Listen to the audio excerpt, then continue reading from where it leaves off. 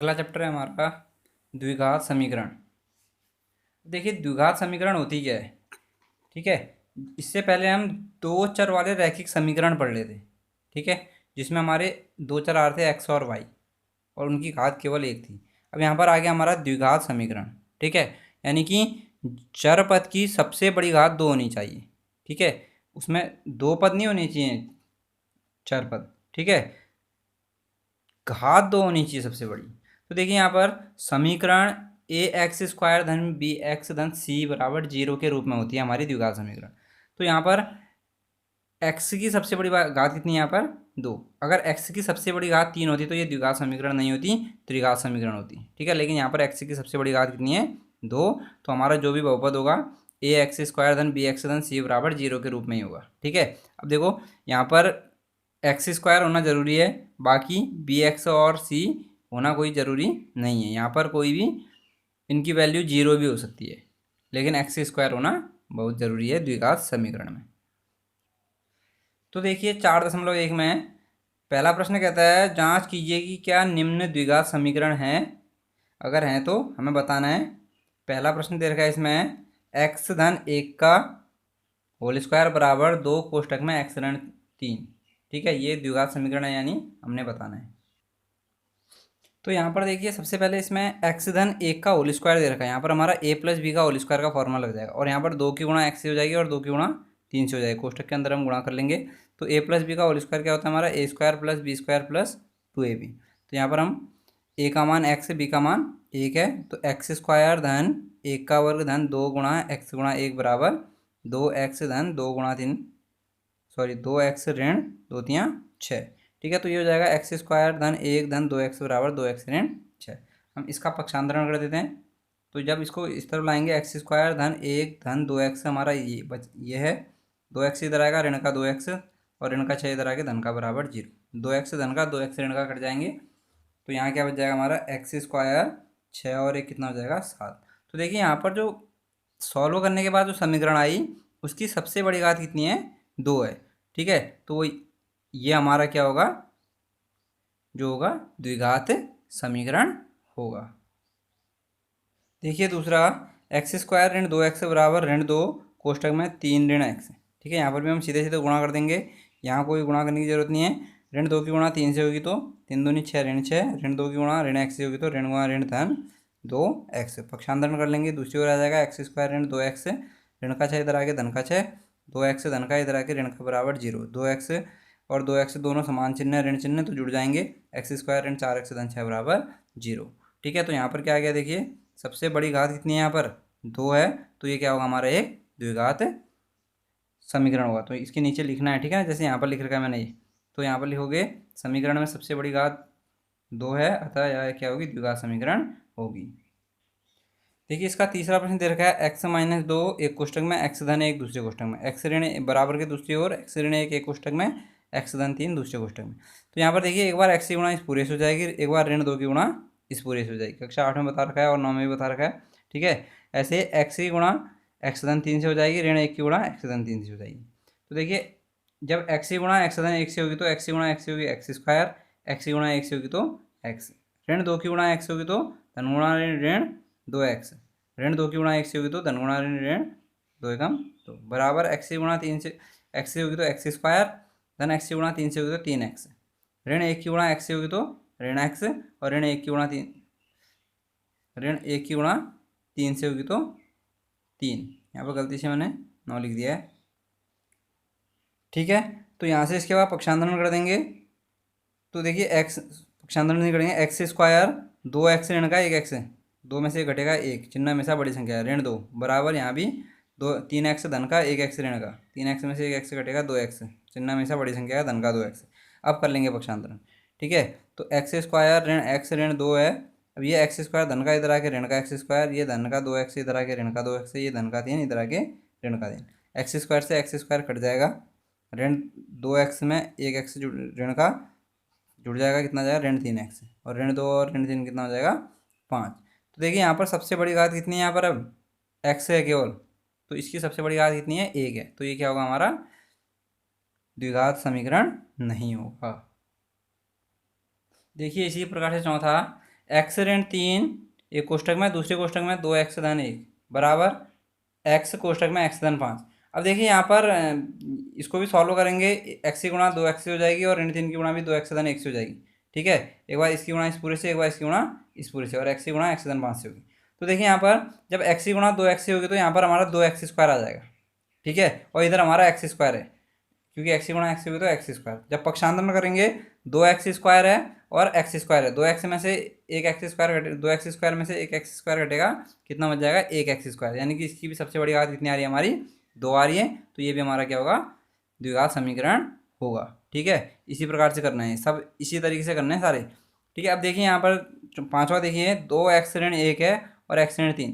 तो देखिए यहाँ पर 2x की गुणा जब x से होगी तो यहाँ पर भी 2x² आ जाएगा, यानी कि इस साइड सबसे बड़ी घात 2x² है, और यहाँ x की गुणा x से होगी तो यहाँ पर सबसे बड़ी घात इस तरफ क्या आ रही है, x²। उसके बाद जो भी आएंगे अन्य चीज़ वो आते रहेंगे। ठीक है, उनको भी हम सॉल्व करते रहें। मैं यहाँ पर केवल बता रहा हूँ द्विघात समीकरण है या नहीं है। ठीक है, तो x² है, यहाँ 2x², फिर पक्षांतरण करेंगे, यहाँ का सब इधर लाएंगे तो 2x² धन का है, इधर का जो x² है वो ऋण का हो जाएगा इधर आगे, तो 2x² में से एक x² घटेगा, यानी कि x² बच जाएगा। तो यहाँ भी सबसे बड़ी घात कितनी है, x²। तो ये भी क्या होगा, हमारा द्विघात समीकरण होगा। जो छठा है देखिए, छठे में x² धन 3x धन 1 बराबर x ऋण 2 का होल स्क्वायर। अब यहाँ पर देखिए x ऋण 2 का होल स्क्वायर है, तो ये जब यहाँ फॉर्मूला खोलेंगे तो यहाँ x² ऋण 2 गुणा 2 गुणा x, ठीक है, यानी कि 4x ऋण 4x धन 4। ठीक हो गया। तो यहाँ देखिए x² है, यहाँ भी इधर भी x², ये इधर आएगा तो ऋण का हो जाएगा, x² से x² कट जाएगा, यहाँ सबसे बड़ी घात कितनी आ जाएगी, 3 कह रहा हूँ सॉरी, 1 आएगी, x बचेगा, उसकी सबसे बड़ी घात 1 होगा, तो ये हमारी क्या होगा, द्विघात समीकरण नहीं होगी। ठीक है, अब यहाँ पर देखिए छठा सॉरी सातवां, x धन 2 का होल क्यूब और 2x कोष्टक में x² ऋण 1। जब यहाँ पर देखिए x धन 2 का होल क्यूब है तो यहाँ पर a प्लस बी का होल क्यूब वाला फॉर्मूला लग गया, a³ plus b³ plus 3ab कोष्टक में a प्लस बी। ठीक है, तो यहाँ पर देखिए सबसे बड़ी घात इस तरफ कितनी आ जाएगी, हमारी 3, x की घात 3 आएगी यहाँ पर। अब इस साइड कितनी आएगी, 2x की गुणा जब x² से होगी तो 2x की घात 3। ठीक है, यहाँ x की घात 3 है, यहाँ 2x की घात 3 है, तो ये जब इस तरफ आएगा तो ये ऋण का 2x की घात 3 हो जाएगी, और यहाँ x की घात 3, तो 2x की घात 3 में से एक x की घात 3 कट जाएगा, घट जाएगा, तो कितना बच जाएगा हमारा, x की घात 3। ठीक है, यानी कि इसमें हमारा जो सबसे बड़ी घात आ रही है वो कितनी आ रही है, x की 3 आ रही है। तो ये हमारा द्विघात समीकरण नहीं होगा, त्रिघात समीकरण है। ठीक है, ऐसे ही आठवां, x³ ऋण 4x² ऋण x धन 1 बराबर x ऋण 2 का होल क्यूब। अब जब ये फॉर्मूला खोलेंगे a माइनस बी के होल क्यूब से, a³ minus b³ minus 3ab कोष्टक में a माइनस बी से। ठीक है, तो यहाँ पर हम इस तरफ भी सबसे बड़ी घात 3 है, देखो यहाँ भी हमें सबसे बड़ी घात 3 मिलेगी। ठीक है, जब पक्षांतरण करेंगे इधर आके ये ऋण का हो जाएगा, तो धन का x की घात 3 से ऋण का x की घात 3 कट जाएगा, और जो बचेंगे वो 2 घात और 1 घात के रूप में बचेंगे। ठीक है, तो यहाँ भी सबसे बड़ी घात कितनी आ जा रही है, 2। तो ये हमारा क्या होगा, द्विघात समीकरण होगा। तो इन्हें इस तरीके से सॉल्व करेंगे, ये सब कर लेना। देखिए दूसरा प्रश्न इसमें है, निम्न स्थितियों को द्विघात समीकरणों के रूप में निरूपित कीजिए। ठीक है, पहला प्रश्न देता है, एक आयताकार भूखंड का क्षेत्रफल 528 मीटर स्क्वायर है, क्षेत्र की लंबाई मीटरों में और चौड़ाई यानी कि लंबाई चौड़ाई के दुगने से एक अधिक है। तो हमें भूखंड की लंबाई और चौड़ाई ज्ञात करनी है, उसके लिए हमने ये द्विघात समीकरण देनी है। तो देखिए यहाँ पर हम मान लेंगे, माना आयताकार भूखंड की चौड़ाई बराबर x मीटर। क्यों मानी हमने x चौड़ाई, लंबाई क्यों नहीं मानी x? तो देखिए यहाँ पर हमसे बोल रखा है कि जो क्षेत्र की लंबाई है वो चौड़ाई के दुगने से एक अधिक है। ठीक है, यानी कि जब हमें चौड़ाई पता होगी उसका हम 2 गुना करेंगे और उसमें 1 जोड़ देंगे तो हमारी लंबाई निकल जाएगी। ठीक है, तो इसलिए हमने मान लिया चौड़ाई बराबर x मीटर। तो आयताकार भूखंड की लंबाई बराबर चौड़ाई के 2 गुने से एक अधिक, यानी कि x गुणा 2 धन 1, यानी कि 2x धन 1 मीटर। ठीक है, तो देखिए इसके बाद हमें दे रखा है आयताकार भूखंड का क्षेत्रफल। तो आयताकार भूखंड का क्षेत्रफल बराबर आयत का क्षेत्रफल। आयत का क्षेत्रफल क्या होता है, हमारा लंबाई गुणा चौड़ाई। तो हमें दे रखा है भूखंड का क्षेत्रफल 528, लंबाई हमें पता है कितनी, 2x धन 1, और चौड़ाई कितनी पता है, x, यानी कि ये क्षेत्रफल हमारे अनुसार है, ये प्रश्न के अनुसार है। ठीक है, तो यहाँ से देखिए जब 2x धन 1 की गुणा x से होगी तो क्या 2x की गुणा x से होगी और 1 की गुणा भी x से होगी। तो 2x की गुणा जब x से होगी 2x² धन x, पक्षांतरण कर देंगे, इस 528 को दूसरी ओर लाते हैं, ऋण का 528 बराबर कितना हो जाएगा इस साइड 0। ठीक है, तो ये आ जाएगी हमारी समीकरण 2x² धन x ऋण 528 बराबर 0। तो हमने द्विघात समीकरण ही देनी थी, वो इस प्रकार से हम दे देंगे। देखिए इसका दूसरा प्रश्न है, ये बोलता है दो क्रमांगत धनात्मक पूर्णांकों का गुणनफल 306 है, तो हमें पूर्णांक ज्ञात करने हैं। तो देखिए क्रमांगत धनात्मक पूर्णांक बोल रहा है, जैसे मैंने बोला एक धनात्मक पूर्णांक हमारा 1 है, तो उसके क्रम से आने वाला दूसरा 1 धन 1 2 हो जाएगा। तो हम मान लेते हैं पहला धनात्मक पूर्णांक है x, तो दूसरा क्रमांगत धनात्मक पूर्णांक, यानी कि हम x में 1 जोड़ देंगे तो अगला वाला पद आ जाएगा। ठीक है, और हमें दे रखा है दोनों का गुणनफल कितना है 306, यानी कि x गुणा x धन 1 बराबर 306, x की गुणा जब x होगी x स्क्वायर, x गुणा x होगी तो x बराबर 306, यानी कि x स्क्वायर धन x पक्षांतरण कर लेंगे इस तरफ आएगा तो -306 बराबर 0। यही क्या होगी इसकी द्विघात समीकरण होगी। देखिए तीसरा प्रश्न है, रोहन की माँ उससे 26 वर्ष बड़ी है और उनकी आयु का गुणनफल अब से 3 वर्ष पश्चात 360 हो जाएगा, तो हमें रोहन की वर्तमान आयु ज्ञात करनी है। ठीक है, तो मान लेंगे माना रोहन की वर्तमान आयु बराबर x वर्ष, तो रोहन की माँ की आयु कितनी है, रोहन की आयु से 26 अधिक। ठीक है, तो रोहन की आयु x है, तो उसकी माँ की आयु कितनी हो जाएगी x धन 26। ठीक है, तो 3 वर्ष बाद रोहन की आयु कितनी हो जाएगी, आज 10 का है तो 3 वर्ष बाद 13, वैसे यहाँ पर x धन 3, तो 3 वर्ष बाद उसकी माँ की आयु कितनी होगी, x धन 26 है तो 3 वर्ष अधिक होगी, तो x धन 29 वर्ष। अब 3 वर्ष बाद दोनों की आयु का गुणनफल हमें दे रखा है 360, यानी कि एक की आयु 3 वर्ष बाद कितनी है x धन 3 और दूसरे की आयु कितनी है x धन 29, दोनों की गुणा करेंगे तो 360 आना चाहिए। तो देखिए एक बार x की गुणा x धन 29 से हो जाएगी और एक बार 3 की गुणा से x धन 29 से हो जाएगी, तो x की गुणा x होगी x स्क्वायर धन 29x धन 3 की गुणा x होगी 3x धन 3 की गुणा 29 से होगी तो 9 3 27 और 3 दूनी 6 और 2 8 87 बराबर 360। पक्षांतरण कर देंगे 360 का, तो ये इधर आ जाएगा x स्क्वायर धन 32x धन 87 ऋण 360 बराबर 0। तो देखो 87 को हम 360 में से घटा दें, 10 में 7 गया 3, यहाँ 5 बचा, एक आंसर लिया 15, 15 में से 8 हटेगा 7, 8 7 15। ठीक है, यहाँ कितना बचा 2, 273 ऋण का। तो जो समीकरण आ गई हमारी द्विघात x स्क्वायर धन 32x ऋण 273 बराबर 0, यही क्या होगा इसका आंसर होगा। देखिए चौथा प्रश्न इसका, एक रेलगाड़ी 480 किलोमीटर की दूरी समान चाल से तय करती है, यदि इसकी चाल 8 किलोमीटर प्रति घंटा कम होती तो वह उसी दूरी को तय करने में 3 घंटे अधिक लेती। ठीक है, तो हमें रेलगाड़ी की चाल ज्ञात करनी है, तो हम मान लेंगे माना रेलगाड़ी की चाल बराबर x किलोमीटर प्रति घंटा।